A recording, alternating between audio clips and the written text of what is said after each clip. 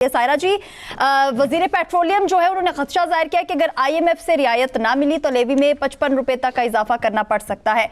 अब ये चीज समझ से बाहर है कि आईएमएफ हमें इजाजत नहीं दे रहा, आईएम की तरफ से कोई इजाजत नहीं है जिसकी वजह से ये कीमतें जो है वो बढ़ाई जा रही हैं, या दूसरी चीज है कि आलमी मंडी में जो तेल की कीमतें हैं उनके बढ़ने से कोई ताल्लुक है जो यहाँ पे भी कीमतें बढ़ाई जा रही हैं। ये चीजें समझ से बाहर है, कोई कुछ कह रहा है, कोई कुछ कह रहा है। आकाशा, आई एम सॉरी, आपको किसने बोला कि हम एक आजाद मुल्क हैं?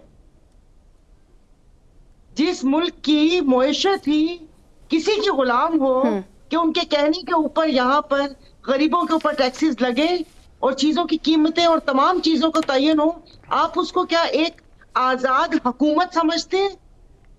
मुझे समझ नहीं आती कि इस औरंगजेब साहब को लाया क्यों किया कि जिस वक्त सारी बातें हमने आईएमएफ की माननी है तो उनको इतनी इमरजेंसी में लाकर एक दिन में पाकिस्तानी शहरियत देने की जरूरत क्या थी कि जब सारी चीजें उनकी।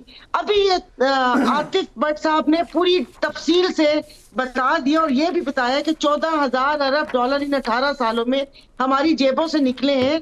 फिर आपने पूछा कि वो गए कहाँ? वो इनकी अयाशियों पे गए हैं।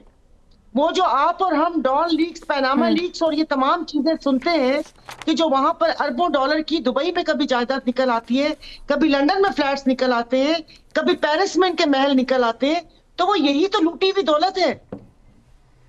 फिर उसके बाद वो भारी पत्थर लेकर परसों अपनी वो शक्ल लेकर आ जाएंगे जिसको 12 कहती हूँ कि हम नहीं देखना चाहते। एक वो कहते ना कि अजीब से खुशामदी से इंसान आ जाएंगे कि दिल पे पत्थर रख लिया, मरने वाला था मगर मुझे सीपीआर दे के जिंदा किया, लेकिन मैं तुम लोगों के ऊपर ये टैक्सेस लगा रहा हूं। जो 77 सालों में एक पड़ोसी मुल्क से पाइपलाइन बिछाकर वो यहां से तेल नहीं ले सके, मुझे पता है आप गुलाम वाला फिक्रा काटेंगी, तो गुलाम ना हुए तो हम क्या हुए कि जो हम अमेरिका की एक वो कहते ना कि अबरू के इशारे के ऊपर हम लोग काम करते हैं, मैं अपने आप को आजाद समझूं?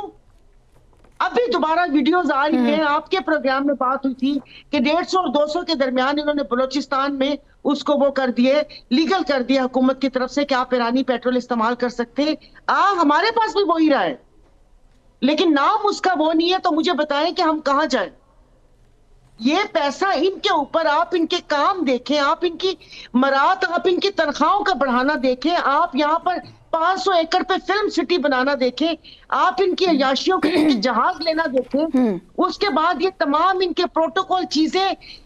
मेरा बस अब मैं सिर्फ इस वक्त बात कर रही हूँ मैं अपनी जात के लिए, क्योंकि मैं अफेक्ट हो रही हूँ, मैं आवाम की बात नहीं कर रही ना, मुझे उनकी बात करनी है क्योंकि वो आवाम सत्तू पीकर सोई हुई है।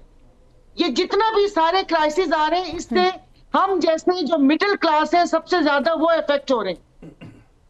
ये लोग तो ना आवाम में उठते हैं, ना बैठते हैं, ना अपने हलकों में जाते हैं कि इनको वहां पर पता चले कि कौन सी वहां पर वो कहते हैं ना कि मुसीबतें लोगों के ऊपर पड़ी हुई है, जीना मुहाल हुआ है। बिल्कुल। अब एक अजीब सी कशमकश हो गई है।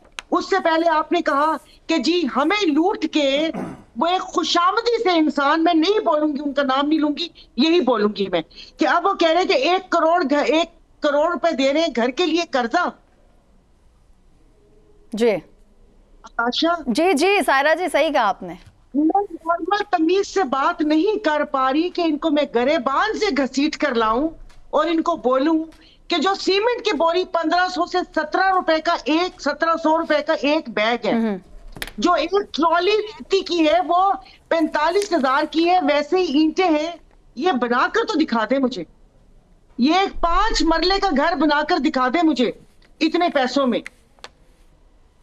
मैं क्या कहूं, कोई तमीज से बात हो नहीं सकती और जाहिर है फिर इतना काटना पड़ेगा और फिर कहेंगे कि ये औरत होकर ऐसी जुबान इस्तेमाल कर रही है।